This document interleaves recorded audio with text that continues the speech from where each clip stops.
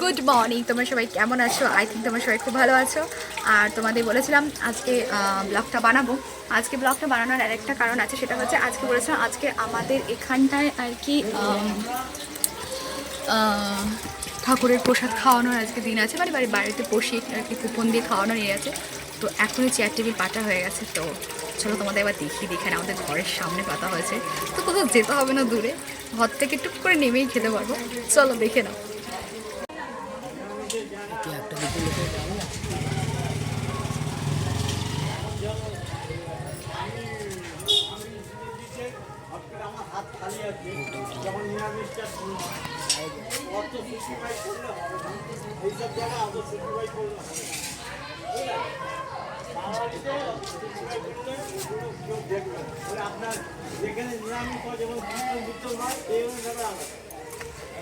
So তোমরা দেখতেই পেলে যে বসে গেছে আর কি খাওয়ার টেবিল।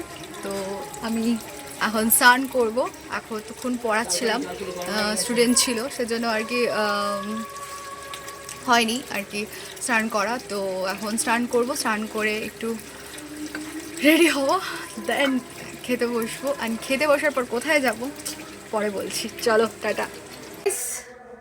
তো আমার স্নান হয়ে গেছে। আর দেখো চুলের কি অবস্থা, এখনও চুলটা শুকায়নি। জাস্ট আমি স্নানটা করে ঘরে ঢুকলাম। তো আমাদের এখানে খেতে বসে গেছে মা, অলরেডি ফার্স্ট ব্যাচে খেয়ে নিয়েছে আমাদের ছেড়ে।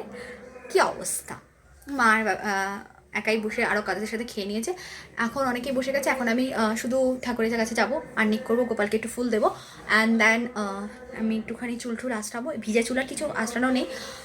তো খাবো, খেয়েই বেরোবো। সো চলো খেতে, খাওয়ার সময় দেখাবো কত লোক খাচ্ছে আমাদের এখানে।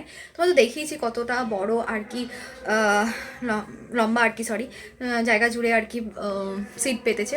তো চলো টাটা, বেশি কথা বলবো না, বেশি কথা বললে পরে ব্লগ করতে পারবো না, অনেক অনেক কিছু দেখানোর আছে। So tata.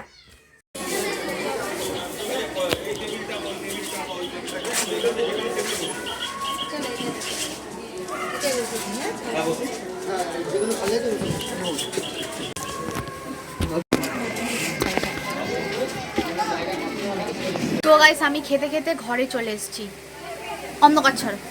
তো ওখানে বসে ভীষণ গরম লাগছিল, ঘরে চলে এসেছি। ঘরে নিয়ে এসে আমি খাচ্ছি। কি দশা আমার, ভাগ্যিস আমার ঘরের পাশে খাওয়াচ্ছে। তো খেয়ে তখন কথা বলছি তোমাদের সাথে। তো গাইস দেখো আমি রেডি হয়ে গেছি। আজকে একটু বেশি সেজে ফেলেছি, আই মিন বেশি কানের দুল আর লাইনার ফাইনার বেশি পরে ফেলেছি। তো এখন যাচ্ছি নৈহাটি ঠাকুর দেখতে। চলো টাটা।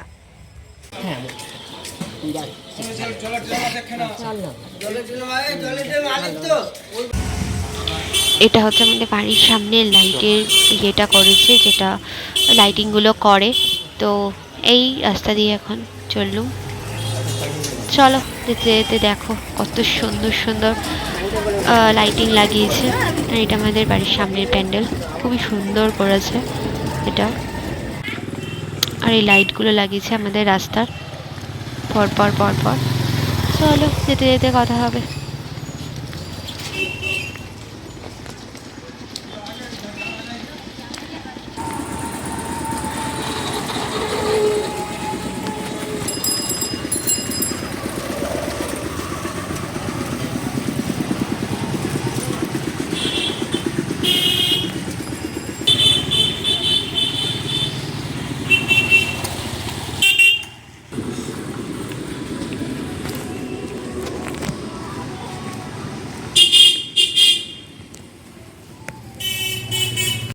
টোটোতে উঠে পড়েছি, চললুম এবার স্টেশনের দিকে।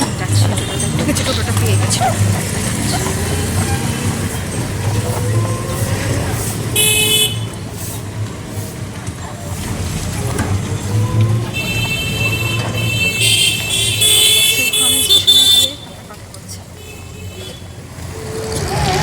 এই আমি নৈহাটি চলে এসেছি, আর এটা হচ্ছে নৈহাটির রেল মাঠ। এখান থেকে আমরা ঢুকলাম, আর চারিদিকে দেখো কত ক্রাউড, আর চারিদিকে কত খাবারের স্টল বসেছে, আর প্রচুর লোক, প্রচুর মানুষজন। ভীষণ দারুণ লাগছে যে মা পিছনে রয়েছে, সাথেই রয়েছে আর কি বলতে গেলে।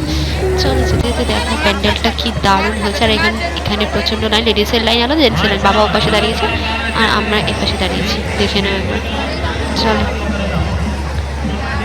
আর এই দেখো বাবা, চলো ভেতরে যাই। ভেতরে যেতে যেতে লাইনে এতক্ষণ দাঁড়িয়ে থেকে থেকে পা ব্যথা হয়ে গিয়ে এবার যাচ্ছি ভেতরের দিকে। জানি না কতটা কি দেখানো যাবে, বাট চল ভালোই আছে মোটামুটি। লোকজন কিছু বলছে না, খুব একটা তাড়া দিচ্ছে না।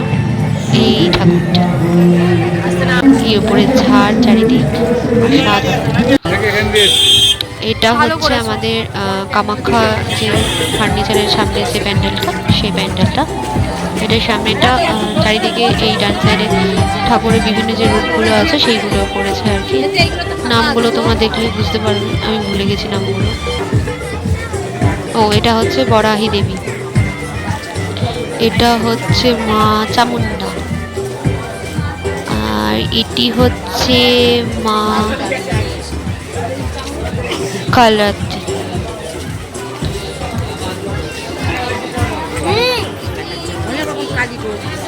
এখানেও ভিড় আছে, দেবী বিরাজা।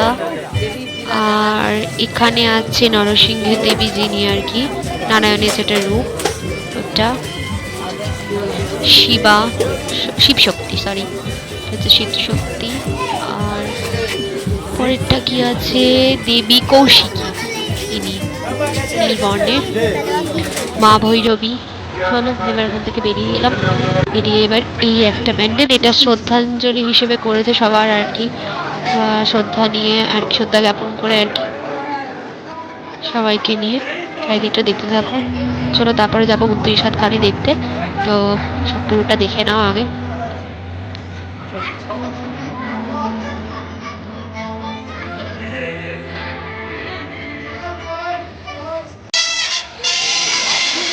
ফাঁকা।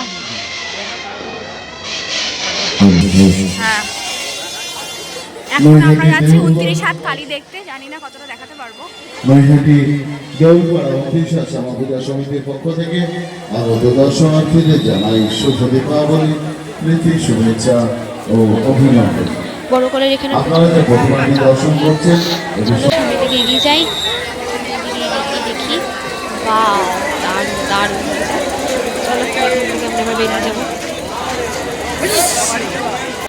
এই সামনে একটা দারুণ করেছে লাইটিং, কত বসেছে, আমার বলছে নিয়ে যাই বাড়িতে একটা। আর সামনে করেছে বুদ্ধদেবের একটা আর কি লাইটিং, দারুণ দারুণ লাগছে এটা।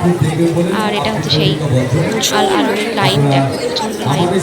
আমরা এখন সামনের দিকে যাবো, ভিড়ে যাবো কি করে বুঝতে পারছি না, এত ভিড় এত ভিড়। চলো মিষ্টি আনতে যাবো এখন। এই প্যান্ডেলটা দেখি, এই প্যান্ডেলটা করেছে সহজ পাঠ, যেটা আমরা ছোটোবেলায় 1-এ পড়েছি। ছোট ওই যে অ ক খ থেকে নিচে কথা কওয়া, এই সেই প্যান্ডেলটা, এটাই শেষ প্যান্ডেল। আর এবার মিষ্টি নেবো এখান থেকে, বেরিয়ে পাশেই মিষ্টির দোকান, তো বেরিয়ে যাবো এক্ষুনি। বেরিয়ে মিষ্টিটা নিয়ে বাড়ি যাবো, কালকে ভাইফোঁটা, তো জানি মিষ্টির দোকানে প্রচণ্ড ভিড় হবে। তো চলো, ওই দেখো মিষ্টি বানাচ্ছে। সো টাটা, পরের ব্লগে দেখা হবে। Stay tune. অবশ্যই লাইক কমেন্ট শেয়ার করতে ভুলো না। Bye bye.